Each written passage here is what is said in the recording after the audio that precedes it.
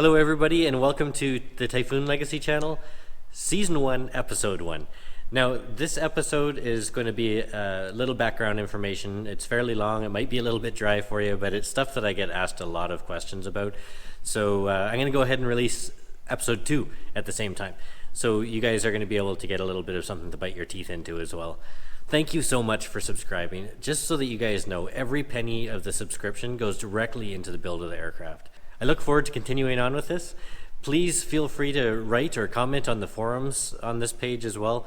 I can't wait to hear some of your questions, and I look forward to answering them. Take care, guys.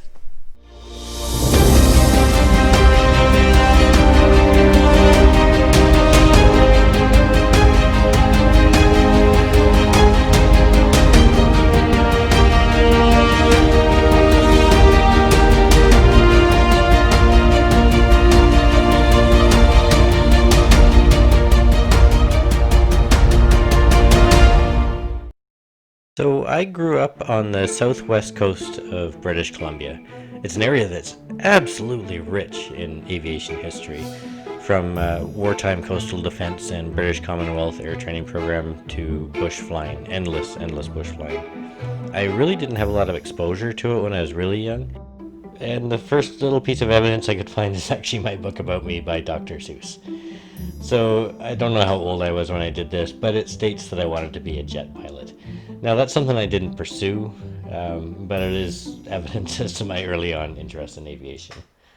So I couldn't find any hard evidence between that book and about 10 years old, but I remember sitting in my room learning about the Hawker Hurricane and the Battle of Britain and reading quite a few stories about the pilots and their antics between missions. In hindsight, I find that quite interesting because there was an awful lot of information, Battle of Britain information about the Spitfire, and it never really stuck with me like the Hurricane did. Early on, there were a couple other aircraft of interest to me.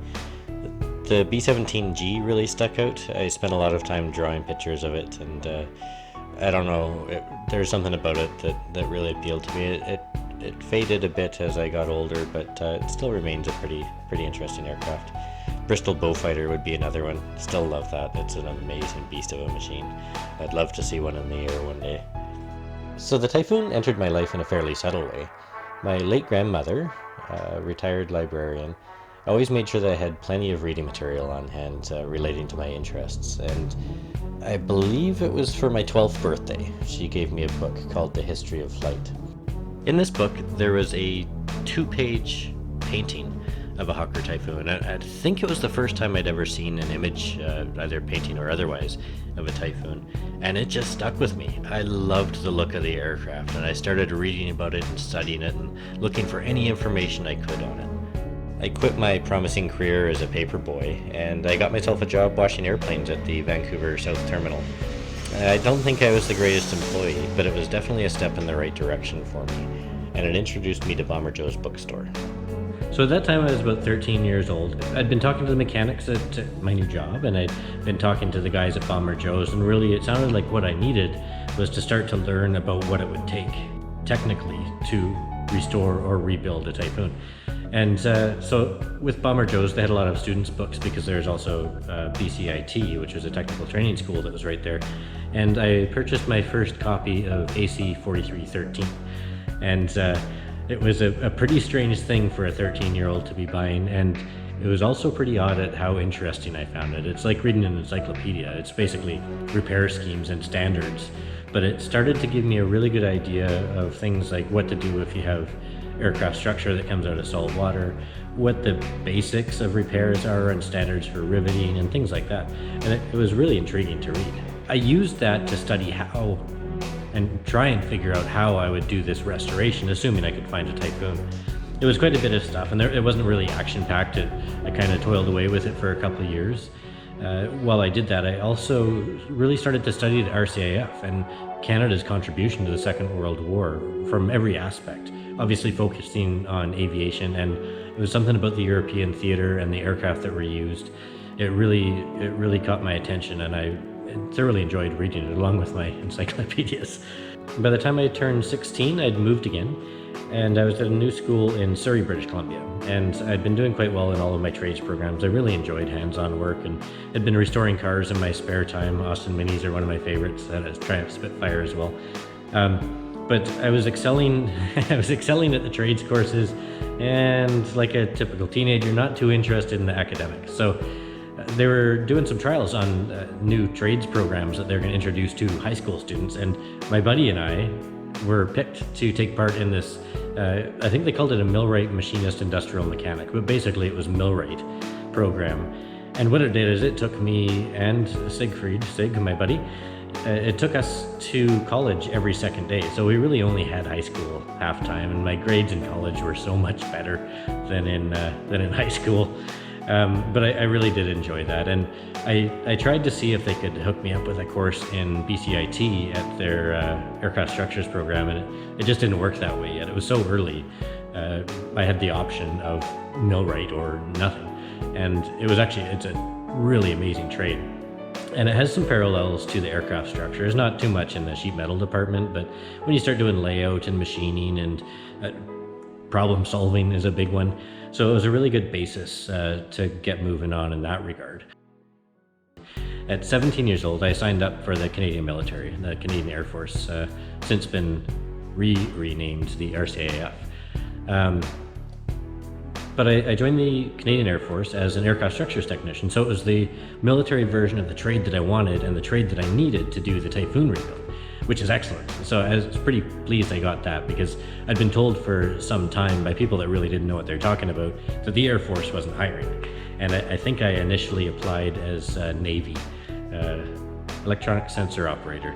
So I'm pretty pleased that just in passing, I mentioned, well, I really wanted this. And they're like, oh, we're recruiting that, and I got it. So I was pretty pleased that I got that, and I joined the military. By the time I was 18, a couple of months into my 18th year, they hauled me off to Quebec, and I got a taste of quite a bit of travel for me, a guy that had not really been outside of British Columbia and Alberta.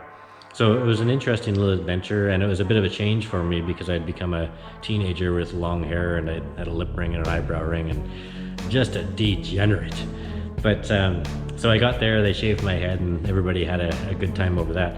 And I started to learn more about the Air Force. And conveniently, I went to Edouard Montpetit in Quebec for my trades training after basic training, which wasn't too far from where I did my basic training. So I actually stayed in the same bloody building as I did my trades, and we drove back and forth in a bus and listened to radio shows and whatever.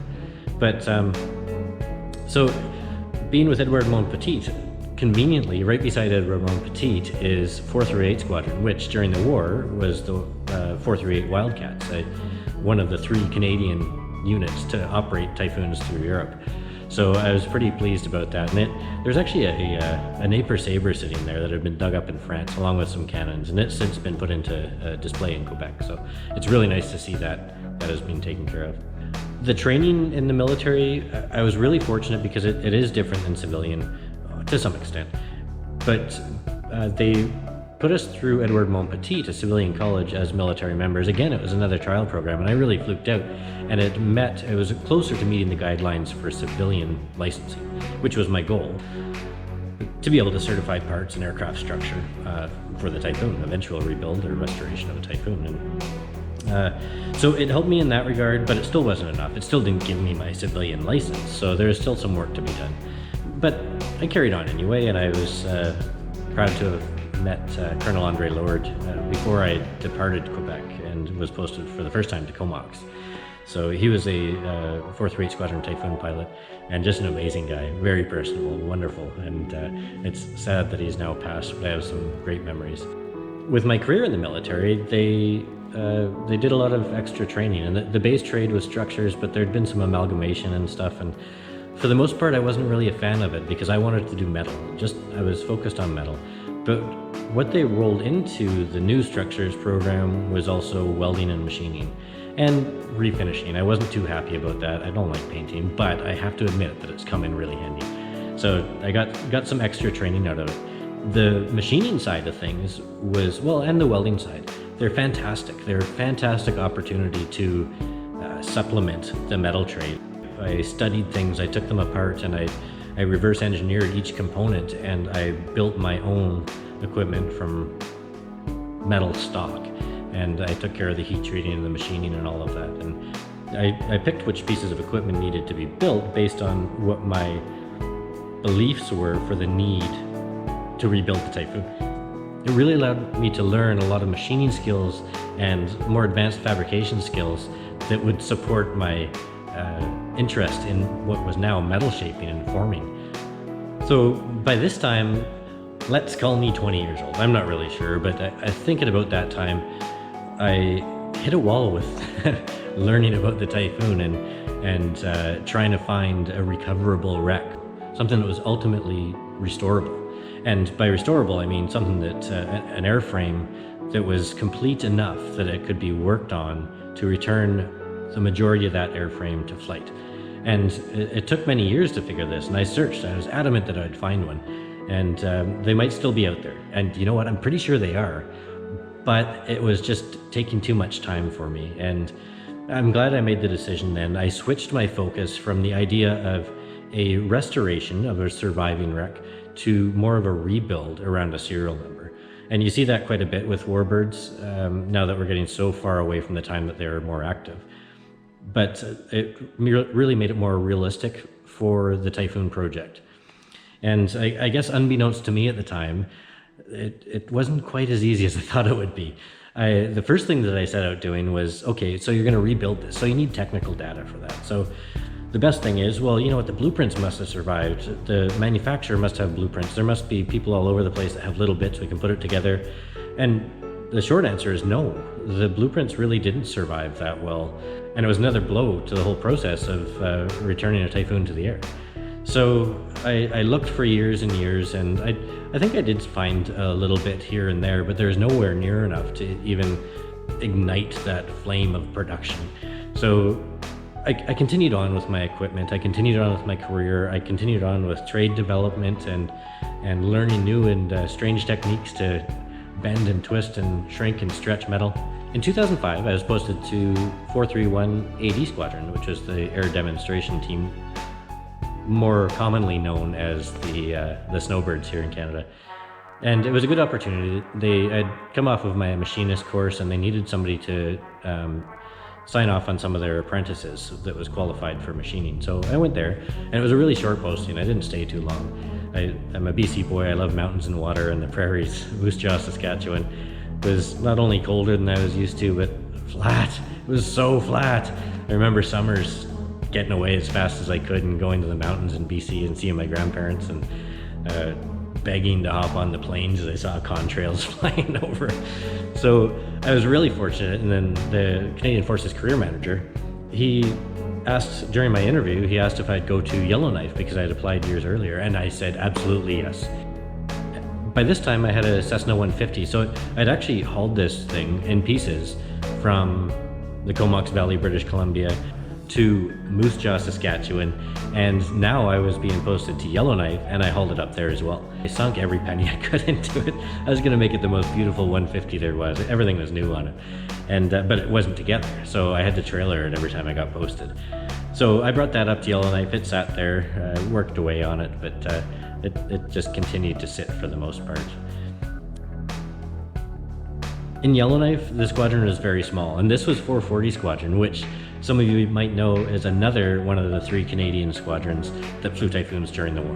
So post-war they were renamed the Vampires, and they were flying Twin Otters, the most vicious airplane ever.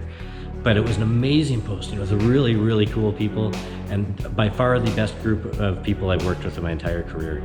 So while in Yellowknife, I had a great time, and that's the first time I'd seen Bud Granley flying around, but this time I was helping him out with a couple little things, and he took me up and we did a formation flight with in his Harvard with a CF-18. So that was a great time. In Yellowknife, I didn't really do any machinery. In my position there, it was only me. I was the sole trade for the squadron, so I was pretty busy with that stuff, but it was always wonderful. We traveled all over the north and had a great time collectively. During my time in Moose Jaw, I had tried to get leave without pay, And my intent for leave without pay was so that I could challenge my civilian structures license, so to become an aircraft maintenance engineer S category. And the one thing that was holding me up for that was 6 months civilian time working on registered aircraft under transport. So when I was in Yellowknife, I had an opportunity, a great opportunity, to go and to work with a company up there doing structures as, again, their sole structures person. And they provided me the opportunity to challenge my S license, which I did, and I got it, and the rest was history.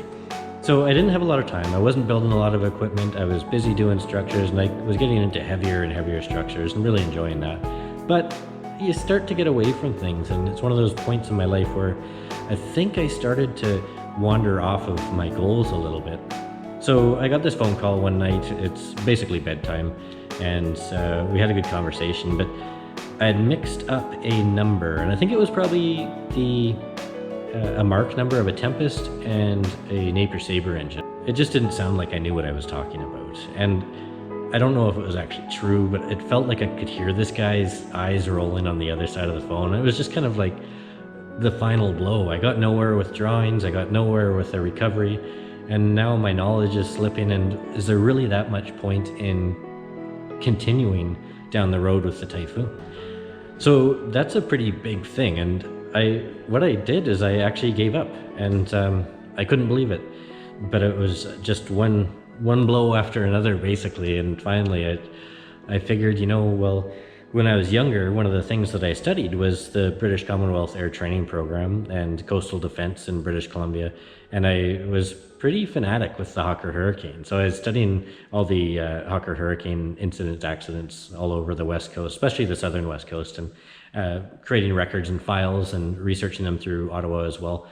And I had quite an archive of this information. So with the knowledge I had on the Typhoon and the knowledge I had on crash locations, I really figured that the best thing to do is to probably use the knowledge I'd gained, use the equipment I was building, and actually do something with it, and start a Hawker Hurricane project. So I did. I dropped the Typhoon and I started a hurricane project, and because I was in Yellowknife at the time, I couldn't really do anything about the recoveries. They'd take too much time away from it, so I figured it was a shorter posting being up north of the 60th parallel. So I figured that I could work on studying a little bit about the hurricane, researching and locating maintenance manuals, more manufacturers' drawings, and all sorts of stuff like that. And I was pretty fortunate. There's not a lot of hurricane drawings either. This is something that has plagued a lot of people. And I was fairly fortunate that within a few months I found somebody that had, I think, just under 3,000 digital copies of Hawker Hurricane drawings. So I made a deal and I purchased these, and then I acquired a firewall and a bunch of fittings, and I was pretty hopeful that now there's enough stuff that was surfacing that a hurricane project was realistic, and I just had to kind of pick one. It's not like there's lots of them out there, but pick one of the wreck sites that I'd been studying that is the most likely recoverable, most likely or guaranteed through study to not have had an airman lost in the crash, and things like that. So I was pretty pleased with this. Now, when I got those drawings for the hurricane, I started going through them, and just it's pretty amazing to see the history that's involved in that. All these drawings from the 30s that were used to build a frontline fighter during the war, and really the one, if you ask me anyway, the one that saved Britain. So I was going through these drawings and seeing what was there, and because obviously with that few drawings, there's still going to be things that are needed, and that's a good place to focus either energy finding the parts or energy finding the drawings, the technical drawings for them. So I just tried to get a feel of what I had there. And in doing this, there's a lot of engineering drawings from Hawker that when they did, say, their biplanes, components, certain kind of generic components got carried forward into the Hurricane. And what I also found was that certain generic components from the Hurricane and other aircraft before the Hurricane got carried into the Typhoon as well. So there's just little fittings and things that they didn't need to reinvent the wheel for, and they used the same drawing, the same part number in the Typhoon. So I went through all of the drawings, and I found it was a few more than 150 Hurricane Typhoon components that were similar, that used the same part number. And that kind of reignited my little Typhoon interest, and I contacted the fellow that I got these drawings from, and I asked him if there was any other drawings available from other Hawker types. His response was a fairly pleasant surprise, because he, right offhand, believed that the fellow had boxes of aperture cards. And aperture cards it was a cataloging system. It's a paper card with basically a piece of microfiche or microfilm inserted into it. And there's cutouts on it, so it helps when they're looking for a drawing. It'll help sort the drawings and locate the one that they need, because there's many of them.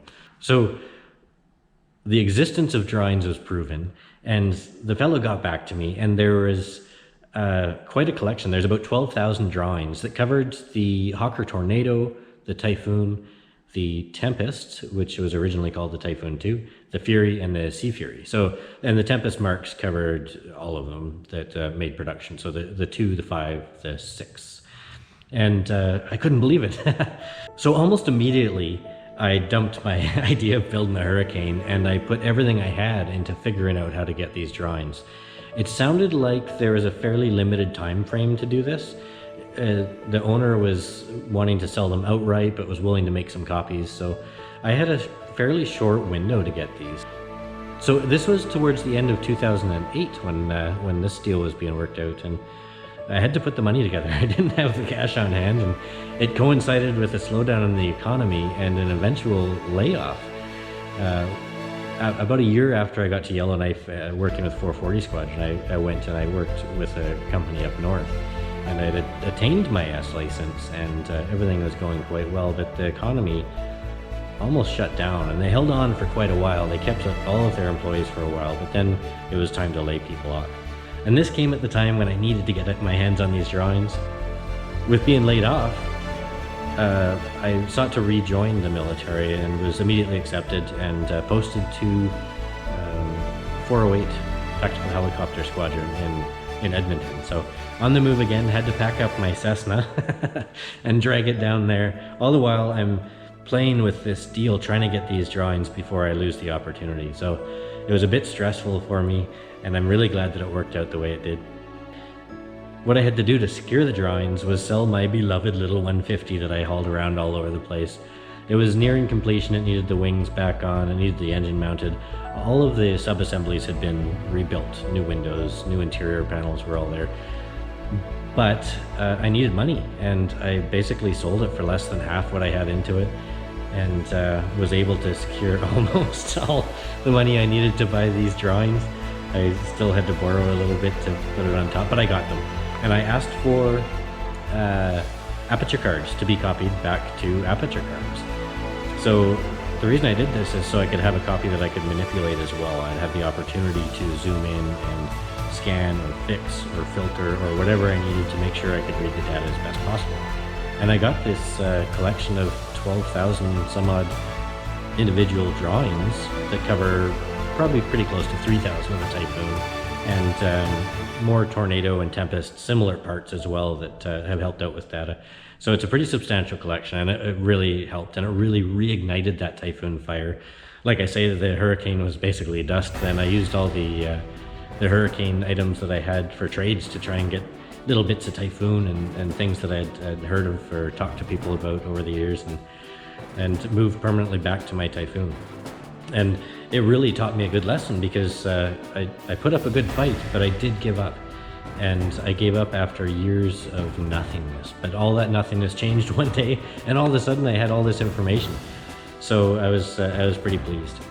Now, when I got the drawings, I had them shipped over. I had to catalog them, so I went through them with one of those little old library microfiche machines, and I read each one, and I created an Excel sheet that had all the information on it that corresponded to the aperture cards that I had.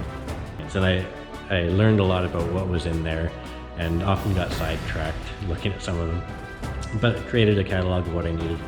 And about this time, I had settled into, well, for a couple months in Alberta with 408 Squadron, and they posted me to 430 Tactical Helicopter Squadron in Valcartier, Quebec.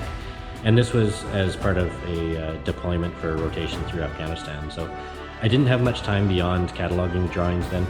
and I was off to Quebec and then off to California for workup training, and then overseas to Afghanistan for another 9 months. It was about 15 months in total.